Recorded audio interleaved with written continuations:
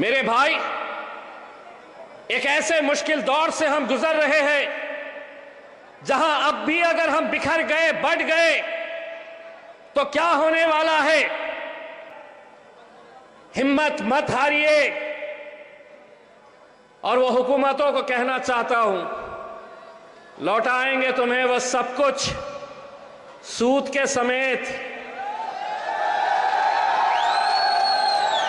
लौटाएंगे तुम्हें सब कुछ सूद के समेत।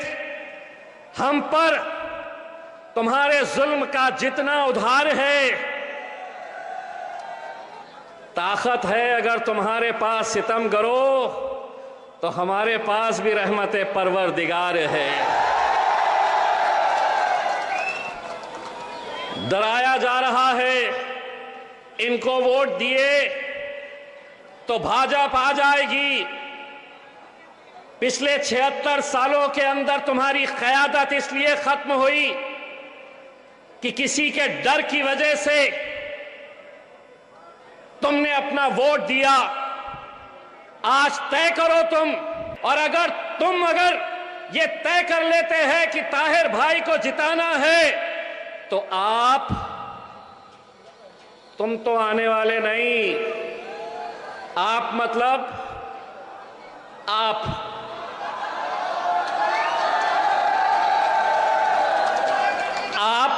नहीं आने वाले। आपका पाप जो है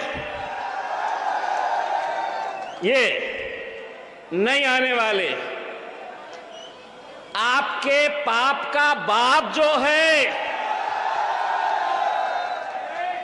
बाप बोले तो कौन? मित्रों, वो भी नहीं आने वाले हैं। आएगा तो इंशाअल्लाह मेरा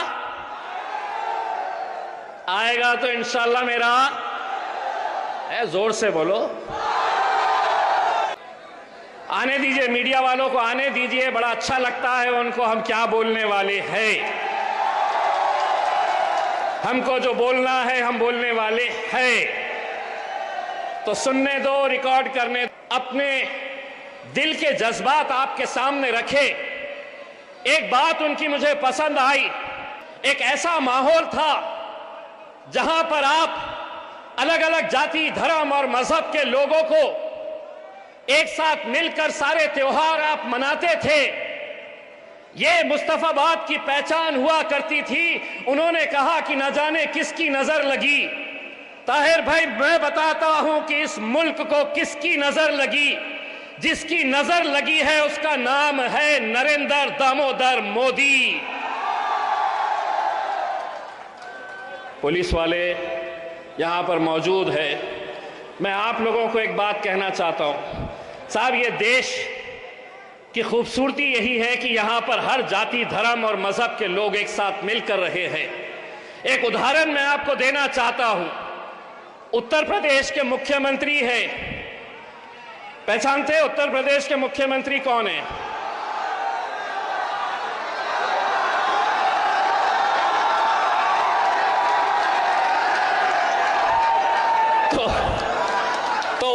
मैंने बोला नहीं कुछ। हवा तेज चल रही है, मैंने सिर्फ अपने बालों में हाथ फैलाया। तो उत्तर प्रदेश के मुख्यमंत्री साहब ने अभी कुछ दिन पहले एक बयान दिया था कि महाकुंभ जो हमारे हिंदू भाइयों के लिए एक बहुत बड़ा उत्सव, एक त्योहार होता है जहां पर दुनिया भर के हमारे हिंदू भाई बहन वहां पर जाते हैं। उन्होंने एक बयान दिया था कि वहां पर मुसलमानों ने आना नहीं चाहिए, कुंभ मेले के अंदर आना नहीं चाहिए। बड़े अफसोस के साथ यह कहना पड़ रहा है।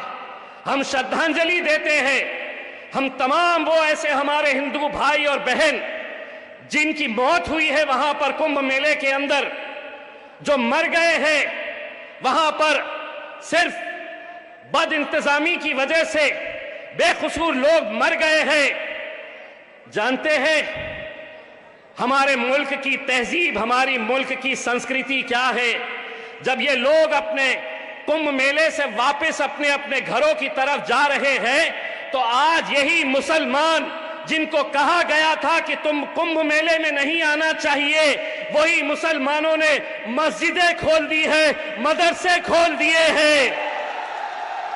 खाने का इंतजाम, पीने का इंतजाम, उन्हें आराम करवाने का, यह हमारी तहजीब है। इसीलिए इस राजनीति ने, इस घटिया राजनीति के अंदर आज समाजों के बीच में दरारें पैदा करने का जो काम किया है, उसका सबसे बड़ा अगर कोई जिम्मेदार है तो वो भारतीय जनता पार्टी है। सही कहा है ताहिर भाई ने, आप ताहिर भाई को जिताकर लेकर आओ, हिंदुस्तान के अंदर हम भारतीय जनता पार्टी को बाबा जी का ठुल्लू दिखाते घूमेंगे, पूरे हिंदुस्तान में दिखाएंगे। आज सिर्फ पूरा मुल्क ही नहीं, मुल्क के बाहर जितने लोग हैं वो आज मुस्तफाबाद और ओखला के ऊपर नजर लगाए हुए हैं। वो देखना चाह रहे हैं कि सही मानों में इनकी गैरत जिंदा है, तुम्हारी गैरत जिंदा है या मर चुकी है। तुम्हारे सीने में दिल है जो एक इंसान को तड़पते हुए, उसके परिवार को तड़पते हुए देखने के बावजूद भी बटे हुए हैं, कटे हुए हैं, अलग अलग महफिलों में जाकर बैठे हुए हैं। सवाल करते हैं हमसे ये मीडिया वाले, दो क्यों लड़े? दो से क्या हो जाएगा? दो जीत के भी आ गए तो क्या हो जाएगा? अरे तुम दो की बात करते हैं, लोकसभा के अंदर तो मेरा शेर अकेले वहां पर जाकर बैठता है। 550 एक तरफ, मेरा शेर, इसको क्या कहते हैं? 100 सुनार की, बोलो 100 सुनार की। तो दो क्या कर लेंगे? सवाल करने वालों जवाब ये भी सुन लो, जंगल के अंदर कुत्ते बिल्लियां कितने रहते हैं देखे नहीं जाते, शेरों की गिनती होती है। तो मेरा भाई, मैं आप लोगों से ये अदबन गुजारिश करने के लिए आया, मेरी माएं और बहनें जो आज घरों से सुन रही है हमें, ये इलेक्शन हमारे वजूद का है, हमारे मुस्तकबिल का है, हमारी पहचान का है, हमारी शिनाख्त का है। बड़ा मजा आता है भारतीय जनता पार्टी की हुकूमत को, आम आदमी पार्टी वालों को, कांग्रेस पार्टी वालों को कि इनको उठाओ, जेलों में बंद करो। आज हिंदुस्तान की जेलों के अंदर सबसे ज्यादा अगर कोई बंद है तो मुसलमान है, दलित है और आदिवासी है। बड़ा मजा आता है उन्हें, इनको उठाओ और जेलों में बंद करो। अब हम उनको ये बोलना चाह रहे हैं, तुम अगर इनको उठाए तो हम उन्हें जेल से बाहर एमएलए बनाकर निकालने वाले हैं, तो डराओ मत, एमएलए बनकर निकाल देंगे हम इंशाअल्लाह। आप लोग साथ देंगे? मेरे भाई, आप लोगों को बड़ी संजीदगी के साथ 5 तारीख का ये इलेक्शन लड़ना है। मुझे मालूम है कि बहुत सारे इस इलाके के लोग अलग अलग महफिलों में जा रहे हैं, अलग अलग स्टेज के ऊपर बैठ रहे हैं, चाहे वो आम आदमी पार्टी का स्टेज लगा हुआ हो, कांग्रेस का लगा हुआ है, भारतीय जनता पार्टी का लगा हुआ है। भाई ऐसा लग रहा है कि पूरे के पूरे लड़ रहे किससे? तो हमसे। आम आदमी पार्टी वाला भाजपा की जिक्र नहीं कर रहा, भाजपा वाला कांग्रेस का जिक्र नहीं कर रहा, कांग्रेस वाला भाजपा की जिक्र नहीं कर रहा है। सबके निशाने पे मजलिस। चर्चा किसकी? असदुद्दीन अवैसी की। मैं तो बोला थैंक यू, महफिल तुम्हारी सज रही है, चर्चा हमारा हो रहा है। और क्या चाहिए? स्टेज का पैसा तुम लगा रहे हैं, भीड़ तुम इकट्ठा कर रहे हैं, और चर्चा किसका? हमारा। Thank you. बस 5 तारीख के दिन फजर की नमाज पढ़िए, अपने घरों से निकलिए। 7 नंबर है, 7 नंबर है हमारे ताहिर भाई का, वहां पर जाना और 7 नंबर पतंग की निशानी के ऊपर मोहर लगाना। उम्मीद करते हैं कि 8 तारीख के दिन जब नतीजे आएंगे, इन नतीजों का जितना बेसब्री से मुस्तफ़ाबाद और ओखला की आवाम इंतज़ार करेगी, यकीन मानिए हिंदुस्तान का हर वो इंसाफ पसंद इंसान इस सीट के ऊपर नज़र रखेगा। हम भी अपने शहर चले जाएंगे, 8 तारीख के दिन आपके फ़ोन का इंतज़ार करेंगे, शादाब का फ़ोन का इंतज़ार करेंगे कि हमारे अब्बू जीत गए हैं। इम्तियाज़ भाई, बस उस फ़ोन का इंतज़ार हमें देखना है, सुनना है।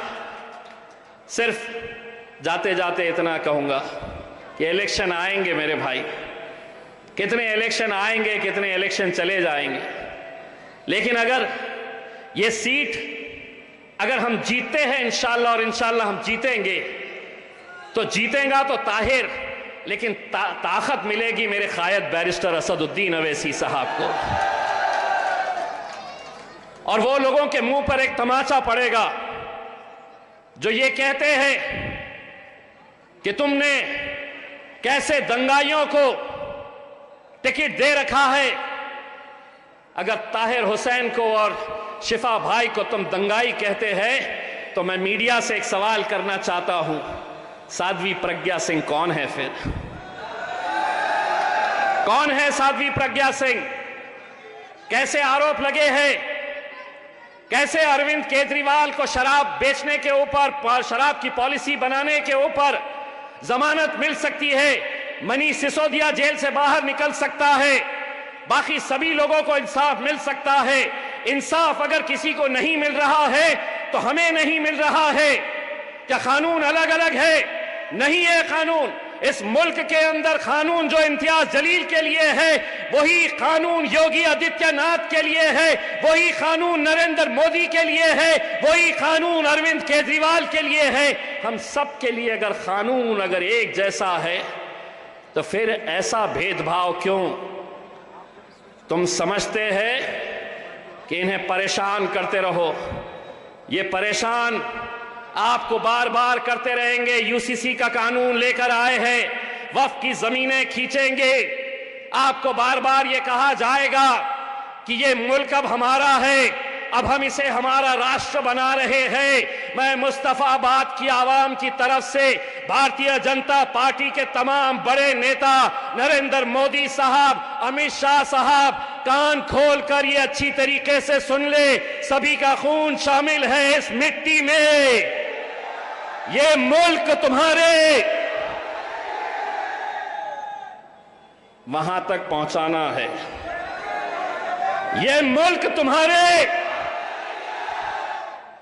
हाँ, मीडिया वाले देखो कैसे जल्दी पलटा दिए हैं। आज बजट का दिन था, करोड़ों रुपए की घोषणाएं की गई। ताहिर भाई ने बताया कि मुस्तफाबाद के स्कूलों की हालत क्या है।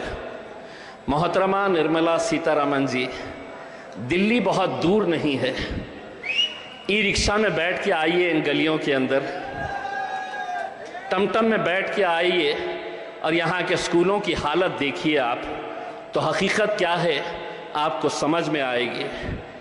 आप बड़े बड़े बातें करके, बड़ी बड़ी घोषणाएं करके चले जाते हैं। आज हमने जब मुस्तफाबाद के मसलों के बारे में हमने पूछा कि यहाँ के मसले क्या है, तो आप लोगों को भी शर्म आनी चाहिए इस बात के लिए। हमें शर्म आई है।